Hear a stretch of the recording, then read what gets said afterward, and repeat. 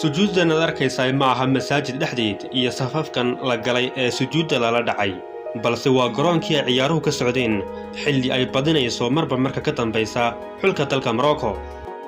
xulka dalka Morocco ayaa ka badiyay xulka waddanka Portugiiska ciyaartii dhacday 10kii bisha ee sanadkan 2022 ee ka socda dalka Qatar.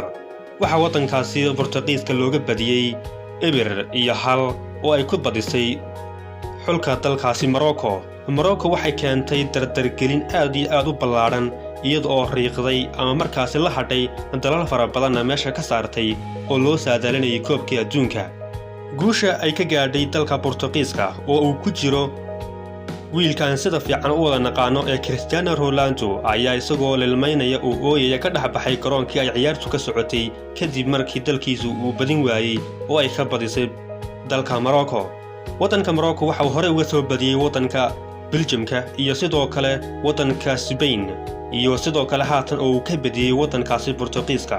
dalalkaas ayaa ahaa kuwa loo saadaalinayay ama safka horeba kaga jiray inay qaadaanba koobka dunida, laakiin waddanka Morocco ayaa isagu ku socda dardar ballaaran oo aan nooceeda hore loo arag. waa dalkii Afrikaana ee halkan gaadha, waa sidoo kale dalkii Carbeed ee halkan gaadha, iyo sidoo kale waddankii Islaam ahaa ee ugu horreeyay ee semifinalka afar dhamaadka koobka adduunka iska xaadiriya sanadkan 2022.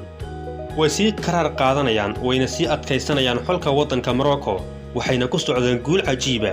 waxaan u rajaynaynaa xulka waddanka Morocco inay ka guuleystaan dhigooda kale ee ay la kulmi doonaan toddobaadyada soo socda xilli uu koobka adduunku ku dhow yahay oo ay maalmo kooban naga xigaan sidii loo gabagabayn lahaa ama finalka la aadi lahaa. dalka Morocco waxa uu samaynayaa dardargelin aad u ballaaran mar haddii uu meesha ka saaray dalka Belgium iyo sidoo kale waddankaasi Isbaanishka iyo sidoo kale waddankaasi Portugiiska. inta kale ee soo hadhay biyana u cabi mayso ayaynu filaynaa, balse qaybta hoose ee commentiga inoogu reeb wixii aragtidaada ah xilli ay dunida islaamka oo dhan u ducaynayso dalka Morocco. waxaynu sugnaayba waa koobkii adduunka oo markii ugu horreysay dal islaami ku guulaysto iyo sidoo kale markii ugu horreysay oo dal Afrikaan uu ku guulaysto iyo sidoo kale raacso markii ugu horreysay oo dal Carbeed ku guulaysto koobka adduunka. waa sida aynu rajaynaynay.